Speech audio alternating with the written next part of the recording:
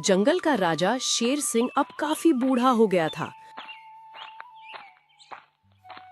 और एक दिन वो अपने महामंत्री से बोला, अरे महामंत्री, अब तो मैं काफी बूढ़ा हो गया हूँ और बूढ़े होने की वजह से अब मुझसे शिकार भी नहीं होता।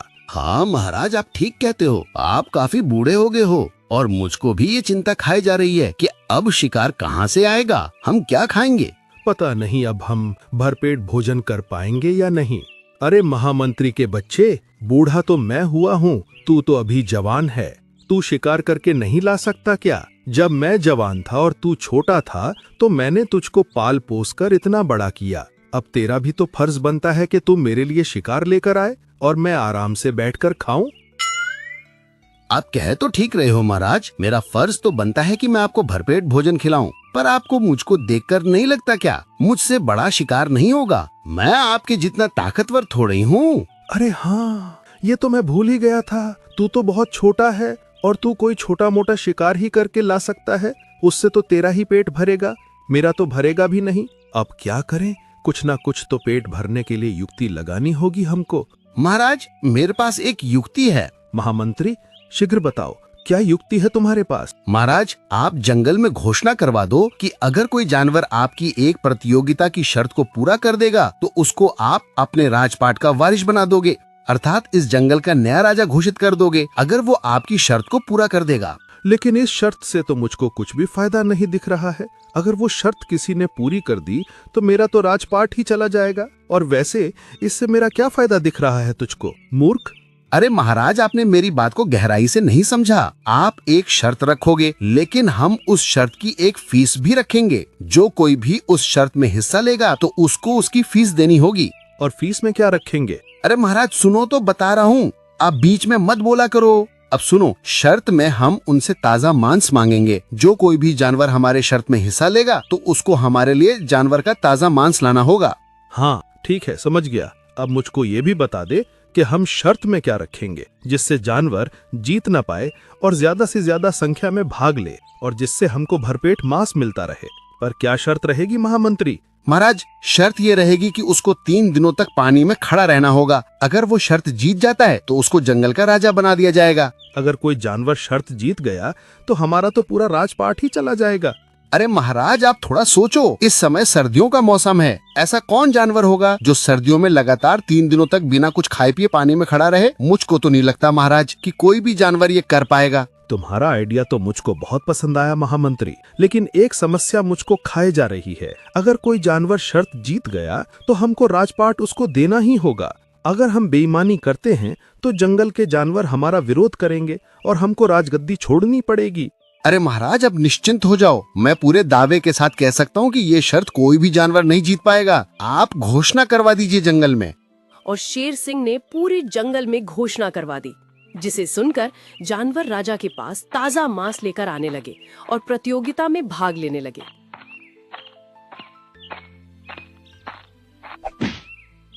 महाराज, ये लो, ये ताजा हिरण का मांस है, मैं आपके लिए लाया हूँ और मुझको प्रतियोगिता में भाग लेने दो। कहाँ पर है वो ठंडे पानी का तालाब? चलो, मैं उसमें 3 दिनों तक आपको रह के दिखाता हूँ, और अगर मैं ये प्रतियोगिता जीत जाता हूँ तो आपको ये राजपाट मुझको देना होगा महामंत्री जी। अरे आप उसकी चिंता मत करो, बाज बहादुर महाराज अपनी जुबान से मुकरेंगे नहीं।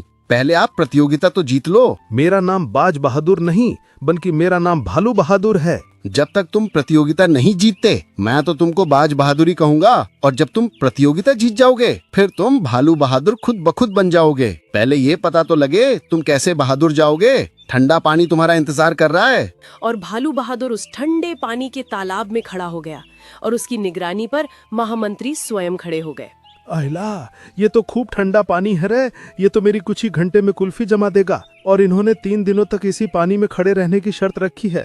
मुझको तो नहीं लगता कि मैं एक दिन भी पूरा कर पाऊं। दिन में इतनी ठंड लग रही है तो रात में तो ये ठंड दुगनी और बढ़ जाएगी, तब मेरा क्या होगा?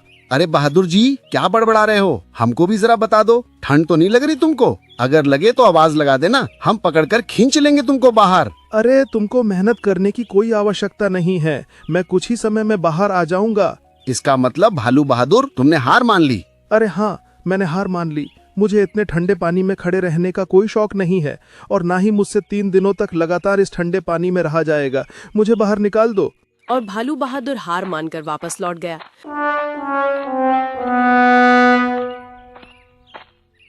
और ऐसे ही अन्य जानवर भी आने लगे। वो अपने साथ ताजा मांस लाते और प्रतियोगिता में हिस्सा लेते। अरे मुझे भी इस तालाब से बाहर निकालो, मैं तो बुरी तरह से अकड़ गई हूँ। मुझे जंगल की रानी नहीं बनना। अब मैं दोबारा किसी भी प्रतियोगिता में भाग नहीं लूंगी। और ऐसे ही हार मानकर जानवर जाने लगे। कोई भी जानवर उस प्रतियोगिता को पूरा नहीं कर पा रहा था। तभी उस जंगल में गुरु चेले का आगमन होता है। अरे चेले, ये जंगल कितना सुनसान है। इस जंगल में तो ना पक्षियों की चहचहाट है और ना ही हाथियों की चिंगाड़ का शोर। पता नहीं कैसा अजीब सा जंगल है। कोई जानवर दिख भी तो नहीं रहा जिससे बातें कर सकें। अरे गुरुजी, वो देखो दूर एक बकरी पेड़ की छांव में बैठी दिख रही है। चलो उसके पास चलते हैं। अरे बकरी रानी, तुम ऐसे उदास कैसे बैठी हो? और तुम्हारे जंगल में तुम्हारी तरह ही उदासी क्यों छाई हुई है? ना तो पक्षियों की चहचहाट है और ना ही जानवरों का शोर। वो इसलिए है अजनबी, क्योंकि इस जंगल में एक प्रतियोगिता चल रही है। सारे जानवर इस प्रतियोगिता की तैयारी में व्यस्त है। किस तरह की प्रतियोगिता चल रही है, जरा हमें भी बता दो। अगर तुम जंगल के राजा के पास किसी जानवर का ताज़ा मांस लेकर जाओगे तो तुम उस प्रतियोगिता में भाग ले सकोगे। अगर तुम उस प्रतियोगिता को जीत गए तो तुम जंगल के राजा बना दिए जाओगे। और वो प्रतियोगिता की शर्त है, तुमको ठंडा पानी में खड़े रहना होगा, वो भी 3 दिनों तक। अगर तुम ये कर पाओ तो तुम उस प्रतियोगिता के विजेता घोषित कर दिए जाओगे और जंगल के राजा भी। अरे बाप रे, इतनी कड़ाके की ठंड पड़ रही है। जंगल में भला कौन मूर्ख होगा जो उस ठंडे पानी में जाकर अपने प्राणों की आहुति देगा। मुझको तो इस प्रतियोगिता में जंगल के राजा की कोई साजिश लग रही है। कोई बात नहीं है चेले, हम भी उस प्रतियोगिता में भाग लेंगे। बकरी रानी, तुम हमको उस प्रतियोगिता तक पहुंचा दो। नहीं अजनबी, मैं खड़ी नहीं हो पाऊंगी, क्योंकि उस प्रतियोगिता में मैंने भी हिस्सा लिया था और मैंने अपनी दोनों टांगों को गवा दिया रानी बनने के चक्कर में। कोई बात नहीं है, तुम अपना अच्छे से ख्याल रखना। उधर राजा और उसका महामंत्री खूब दावत उड़ा रहे थे।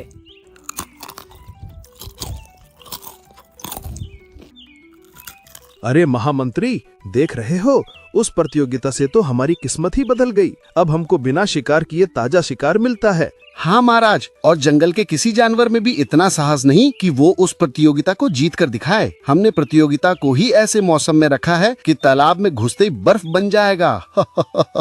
उधर वो दोनों गुरु चेले उस प्रतियोगिता को जीतने का प्लान बना रहे थे।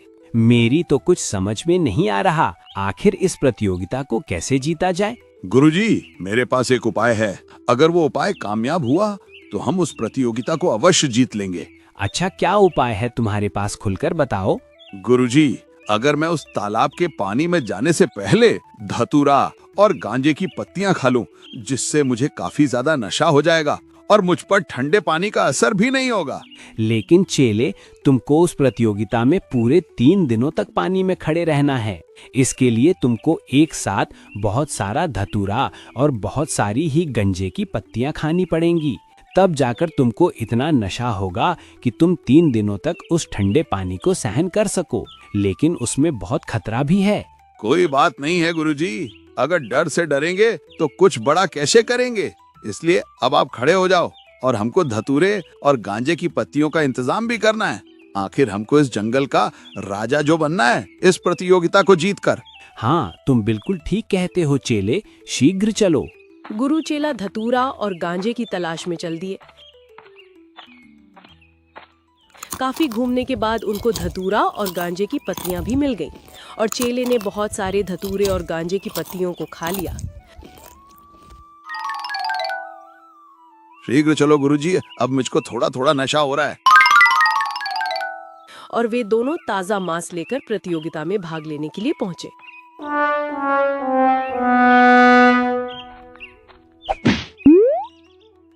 महाराज, हम आपकी प्रतियोगिता में भाग लेने के लिए आए हैं और शर्त के मुताबिक हम जानवर का ताजा मांस भी लाए हैं। अरे हाँ, वो सब तो ठीक है, लेकिन तुम तो हमारे जंगल के नहीं दिखाई पड़ रहे हो। बताओ, क्या तुम इस जंगल के हो या नहीं? हम इस जंगल के नहीं हैं, हम तो तुम्हारे पड़ोस के जंगल के पड़ोस के जंगल के पड़ोसी हैं और आपकी प्रतियोगिता में भाग लेना चाहते हैं। अगर महाराज आप आज्ञा दें तो आगे हम कुछ बोलें। इसमें बोलना ही क्या है? अब तुम आ ही गए हो और ताजा मांस भी लेकर आए हो तो तुम प्रतियोगिता में भाग ले सकते हो। लाओ, वो मांस का टुकड़ा मुझको दे दो और महामंत्री तुम इनको हमारी प्रतियोगिता की शर्त बता दो। कोई बात नहीं है महामंत्री, आप कष्ट मत करो। हम आपकी प्रतियोगिता की सारी शर्त जानते हैं। हमको एक ठंडे पानी के तालाब में रहना होगा 3 दिनों तक, और अगर हम प्रतियोगिता को जीत जाते हैं तो फिर हमको ये राजपाट मिल जाएगा। मैंने ठीक कहा ना महाराज? तुमने बिल्कुल ठीक कहा। जाओ, हमारे महामंत्री के साथ वो तुमको तालाब बता देंगे। और चेला आंख बंद करके तालाब में खड़ा हो गया। उसको तालाब में खड़े खड़े कई घंटे बीत गए, लेकिन उसने अपनी आंखें नहीं खोली। ये तो अपनी आंखें नहीं खोल रहा। कहीं ऐसा ना हो ये शर्त को जीत जाए और हमारे हाथों से राजपाट भी चला जाए। कोई नहीं, थोड़ी देर बाद आंखें खोल लेगा। अभी तो 2 दिन बाकी हैं। और देखते ही देखते एक दिन पूरा बीत गया। अरे, एक दिन तो पूरा बीत गया और इसने तो एक बार भी अपनी आंखें खोलकर नहीं देखा। पता नहीं क्या करेगा। मेरे तो कुछ समझ में नहीं आ रहा। ऐसा ना हो ये प्रतियोगिता जीत जाए। कोई बात नहीं है, ठंड तो अभी रात में पड़ेगी, तब तो ये आवश्यक इसको छोड़कर भाग जाएगा। और देखते ही देखते रात भी निकल गई। अरे यार, एक रात तो निकल गई और इसने तो अभी भी आंखें नहीं खोली। मुझको लग रहा था कि रात में इसकी कुल्फी जम जाएगी, लेकिन इसको तो कुछ नहीं हुआ। अभी सीधा खड़ा है। पता नहीं किस मिट्टी का बना है ये।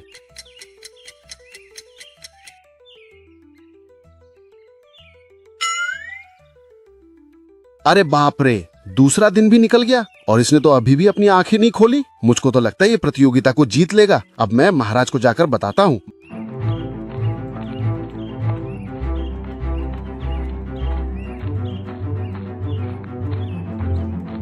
महाराज, मुझको तो डर सा लग रहा है, कहीं वो इस प्रतियोगिता को ना जीत जाए। 2 दिन हो गए, उसने तो अपनी आंखों को ही नहीं खोला। कोई बात नहीं है, अभी तो रात बाकी है, कल का दिन भी बाकी है। देखते हैं क्या होता है। और जो शर्त है वो तो है ही, राजपाट तो देना ही पड़ेगा। और महामंत्री तालाब पर पहुंचा। अरे बाप रे, तीसरा दिन भी आधा निकल गया और इसने तो अपनी आंखें नहीं खोली। पता नहीं कैसा है ये। इतनी ठंड में तो कोई भी इस पानी में खड़ा नहीं रह पाता। न जाने किस मिट्टी का बना है ये तो राजपाट को लेकर ही जाएगा। बस मेरा चेला कुछ देर तक और इस तालाब में रुक जाए तो वह इस प्रतियोगिता को जीत जाएगा और हम यहाँ के राजा बन जाएंगे। अरे बाप रे, ये तो पूरे 3 दिनों तक उस तालाब में कैसे टिक गया। अब इसको देखता हूँ कि ये आंखें क्यों नहीं खोल रहा। शायद ऐसा तो नहीं है मर गया हो। और जैसे ही उनके 3 दिन पूरे हुए तो चेले ने धड़ाक से अपनी आंखें खोली और तालाब से बाहर आ गया। अरे महामंत्री, हमको ले चलो तो अपने राजा के पास। हमने ये शर्त को जीत लिया है और आज से हम इस जंगल के राजा हुए।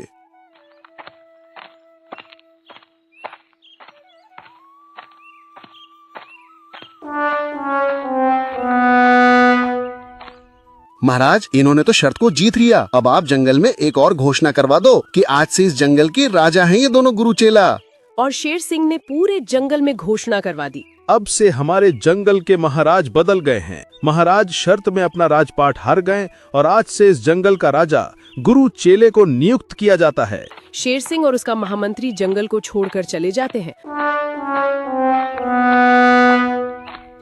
और